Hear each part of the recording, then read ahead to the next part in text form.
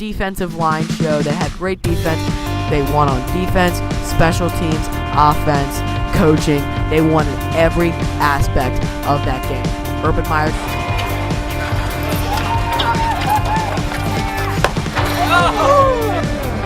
This little blue stripe right there, and I always like the relics with the nice blue, with the nice stripe down them.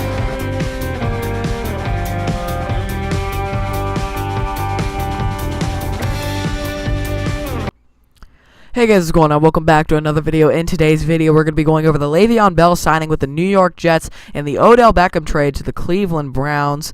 Now, a lot of NFL news has been going down with free agency and trades, especially with the Antonio Brown trade to the Raiders and, of course, this Odell Beckham trade to the Cleveland Browns. Both of those, all these moves involving the NFC North, so I'm going to go over how that impacts that division and the big impacts that it has. Also, another big move in that vicinity, CJ Mosley also signing with the New York Jets, so some NFC North players deciding to go and play for the New York Jets, trying to take down the Patriots possibly. That's definitely what the Jets are going to be aiming for this season, adding some key players from the NFC North. Now, Antonio Brown did get traded to the Oakland Raiders not too long ago, but I didn't do a video recapping that trade or venting my frustration on Antonio Brown because I really didn't feel like he deserved that he didn't deserve that time, taking 10 minutes out of my day just to make a rant about Antonio Brown, who completely just disrespected the entire Steelers fan base.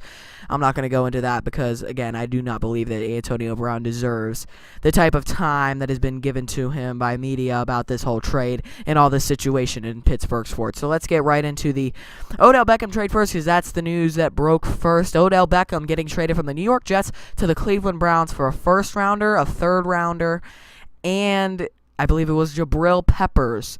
So the Browns giving away a couple of high draft picks, if you want to call a third rounder a high draft pick. So a first, a third, I believe there was a fifth in there. Don't quote me on that.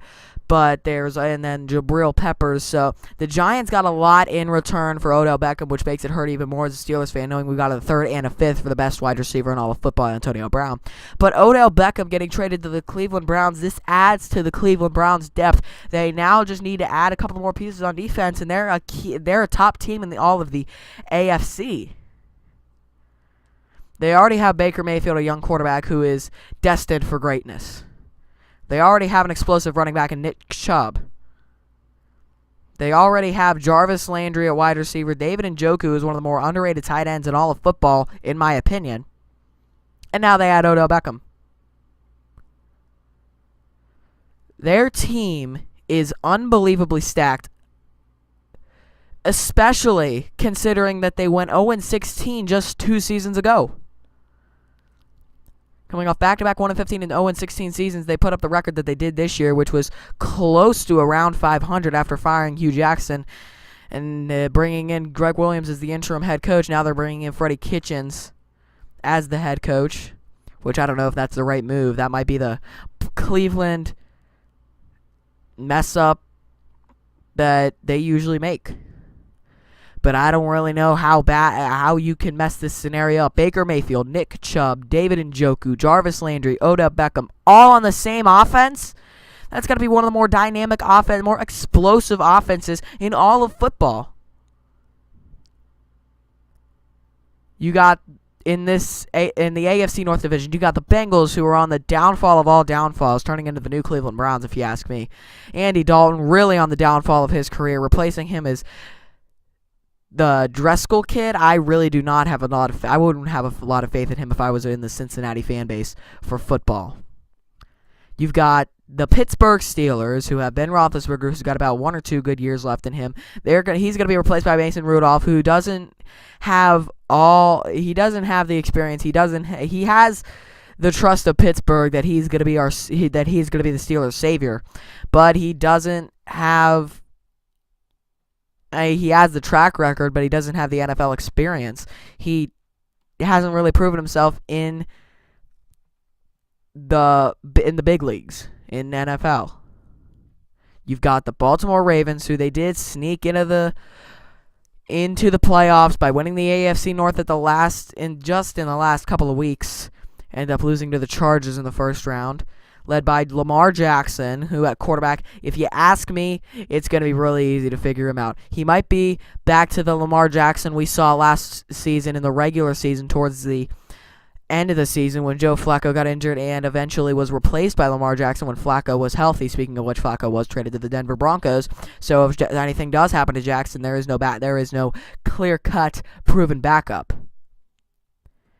And Lamar Jackson, I feel like it's going to be the first couple of weeks, you're going to see the explosive Lamar Jackson, and then he's going to have a downfall because running quarterbacks in the NFL, I mean, they're nice to have, but I feel like that Lamar Jackson is going to be one of the easier ones to figure out because he isn't really as much of a dual threat as a lot of people want to label him as with his passing and his running. He's more of a running guy. I thought he was going to go to the NFL draft as a running back, personally.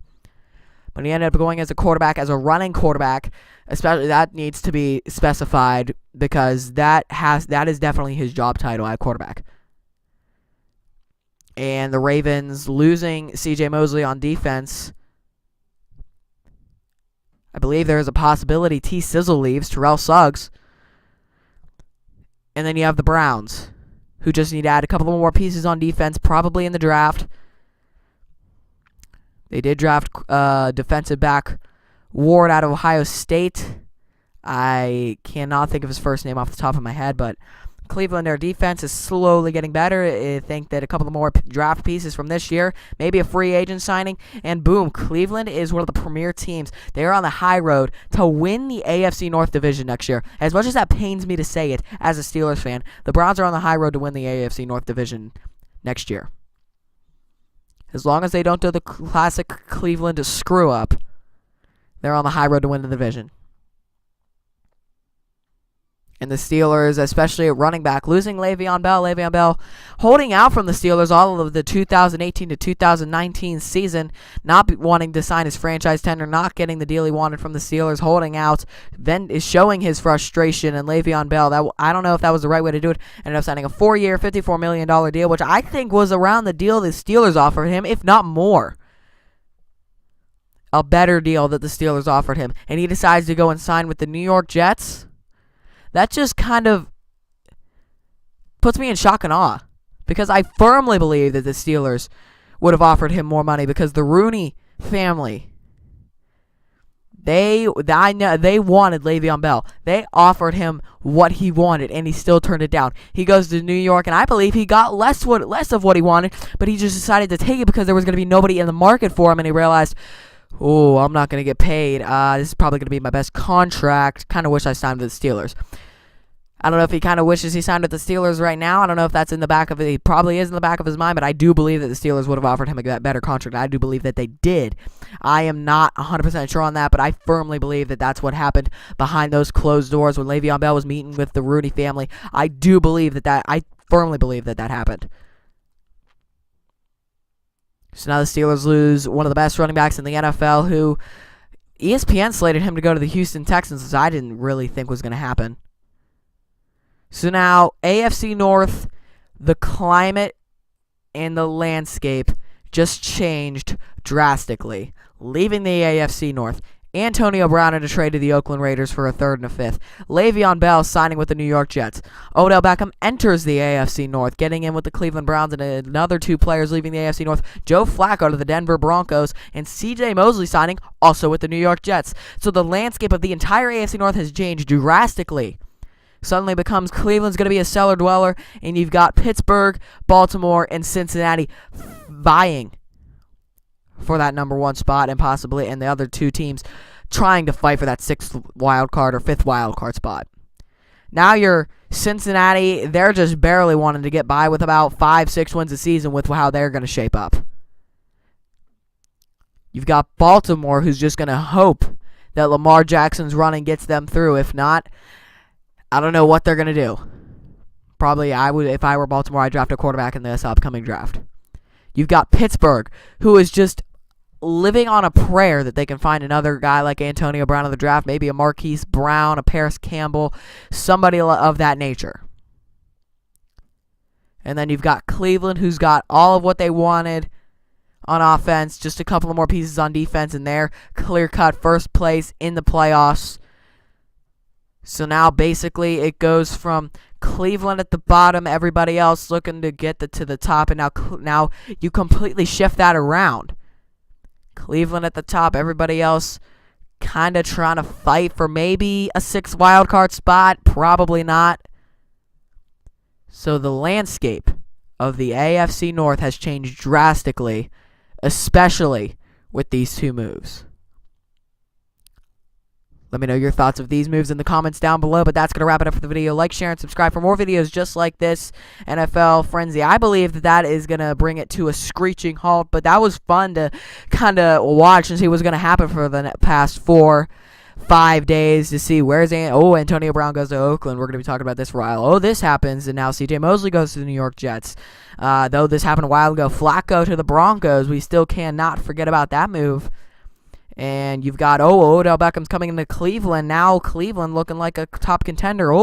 Now you got LeVeon going to New York. So, of course, the landscape has changed drastically. And that was fun to watch.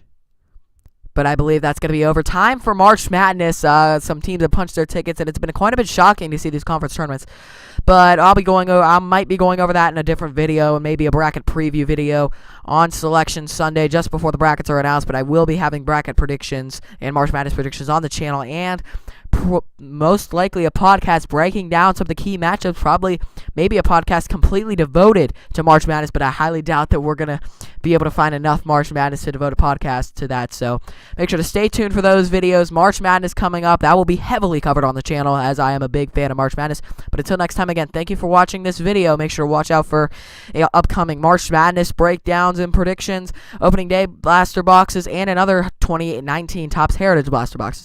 Stay tuned for that on the channel. And again, until next time, thank you for watching this video.